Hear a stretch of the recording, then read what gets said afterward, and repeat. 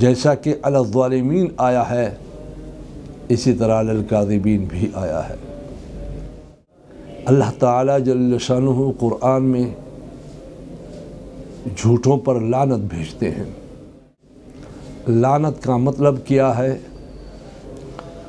نحمدہ ونصلی ونسلم علی رسولہ الکریم، اما بعد فاعوذ باللہ من الشیطان الرجیم، بسم اللہ الرحمن الرحیم، الا لعنت اللہ علی الظالمین، صدق اللہ العظیم۔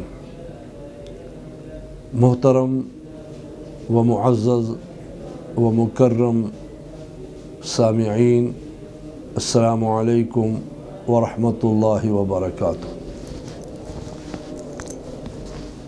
ہمارے معاشرہ میں آج کل جھوٹ ایک رواج بن چکا ہے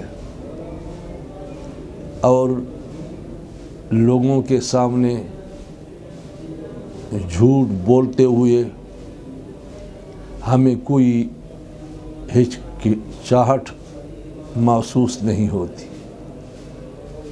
اور ہمیں کوئی عیب بھی محسوس نہیں ہوتا، بلکہ لوگوں کے ساتھ وعدہ بھی کرتے ہیں اور پھر اس کے جاتے ہوئے ساتھیوں سے کہتے ہیں کہ پھر وہ مجھے ڈھونڈ لے، میں کہاں کیوں وہاں جاؤں، وہ پھرتا رہے، میں نہیں جا سکتا، بس دھوکہ دے دیا۔ محترم سامعین، اللہ تعالیٰ جل شانہ قرآن میں جھوٹوں پر لعنت بھیجتے ہیں۔ لعنت کا مطلب کیا ہے؟ یعنی اللہ تعالیٰ کی رحمت سے دور اور اللہ تعالیٰ جل جلالہ عم نوالہ کے قہر و غضب کا مستحق۔ الا خبردار، لعنت اللہ علی الظالمین، اللہ تعالیٰ کی لعنت ہوتی ہے، پٹکار ہوتی ہے ظالموں پر۔ جیسا کہ علی الظالمین آیا ہے اسی طرح علی الکاذبین بھی آیا ہے۔ اللہ تعالیٰ کی لعنت جھوٹوں پر ہے۔ قرآن مجید فرقان حمید میں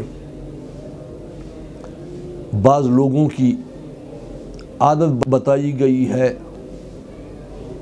کہ وہ کہتے ہیں آمنا باللہ و بالیوم الآخر وما ہم بمؤمنین، کہ بعض لوگوں میں سے ایسے لوگ ہیں کہ وہ کہتے ہیں آمنا باللہ، ہم ایمان لائے ہیں اللہ پر، وبالیوم الآخر، اور آخرت کے دن پر، وما ہم بمؤمنین، اللہ پاک فرماتے ہیں حالانکہ وہ بالکل مومن نہیں ہے۔ یہاں ما ہم کے بعد با لایا ہے، بے مؤمنین، بے، یہ بے لفظ جو لایا ہے یہ ماں کی تاکید کے لیے، نفی کی تاکید کے لیے۔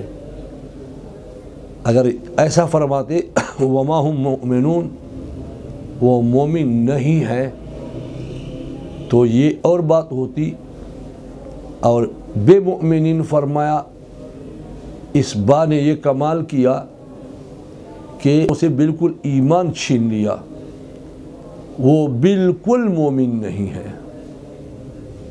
کیوں؟ بد صفات اللہ تبارک و تعالیٰ بیان فرماتے ہیں اور اس کے بعد فرماتے ہیں وَلَهُمْ عَذَابٌ أَلِيمٌ، ان کے لیے عذاب دردناک ہے۔ کیوں دردناک ہے؟ بِمَا كَانُوا يَكْذِبُونَ، اس سبب کی وجہ سے کہ وہ جھوٹ بولتے تھے۔ نبی کریم صلی اللہ علیہ وسلم نے جھوٹے شخص کو منافقین میں سے شمار کیا ہے، اور جھوٹ بولنا منافق کی صفات میں سے شمار کیا ہے۔ 3 صفات میں سے ایک صفت وہ جھوٹ بولنا ہے۔ اذا حدث کذب، جب بولتا ہے تو جھوٹ بولتا ہے، جب بات کرتا ہے تو جھوٹ بولتا ہے۔ جھوٹ بولنے میں دنیا اور آخرت کے نقصانات ہیں، اور سچ بولنے میں دنیا اور آخرت کی کامیابیاں ہیں۔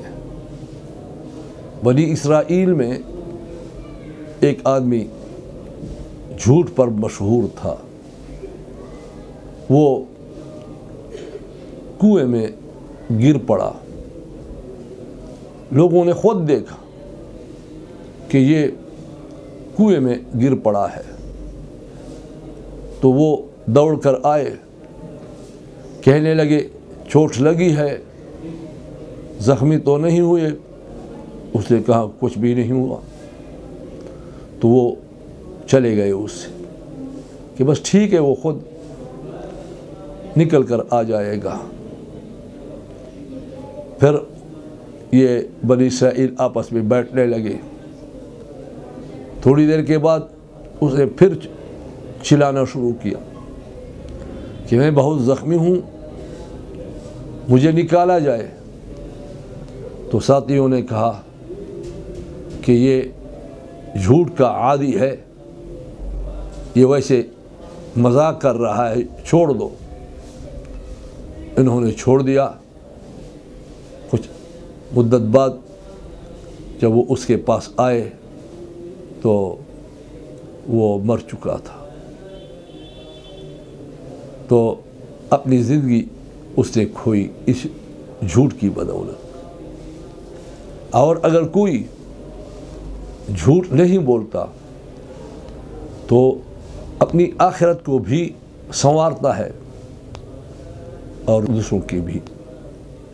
اور جھوٹ اگر بولتا ہے تو نبی کریم صلی اللہ علیہ وسلم فرماتے ہیں ان الکذب یہدی الی الفجور، جھوٹ برائی کی طرف بلاتا ہے، برائی کا راستہ دکھاتا ہے۔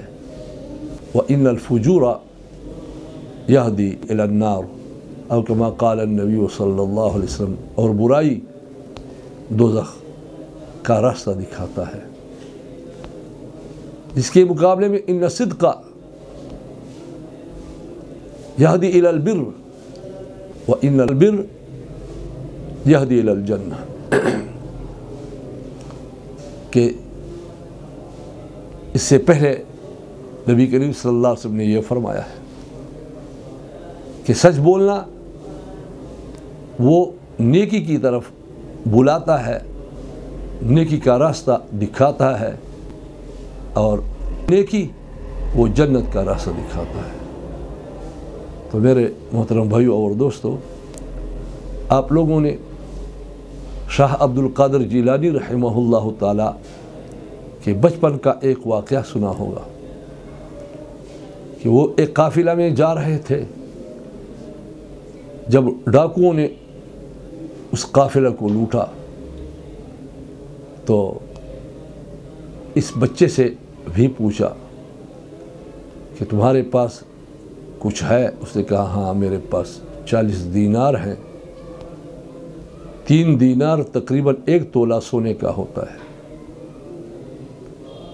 تو اس کے پاس تقریباً 13 تولے سے بھی زیادہ سونا تھا، کیونکہ آج کل کے دور میں اگر آپ 3 لاکھ پر بھی 1 تولہ فرض کریں، حالانکہ آج کل اس سے بھی زیادہ ہے، تو 13 39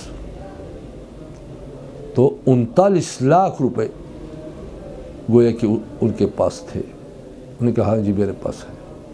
ڈاکوؤں نے اپنے سردار کے پاس اس کو لے آئے. تو جب ڈاکو اپنے سردار کے پاس ان کو لے آئے اور انہوں نے پوچھا کہ بیٹے کیا ماجرا ہے, آپ کے پاس کچھ ہے؟ انہوں نے کہا ہاں میرے پاس 40 دینار ہیں. تو وہ کہہ رہے ہیں کیوں؟ ہمیں بتاتے ہیں. آپ کے ساتھیوں کے ساتھ جو کچھ ہوتا ہے وہ نہیں مانتے, چھپاتے ہیں, مار مار کر اس سے سچ نکلواتے ہیں.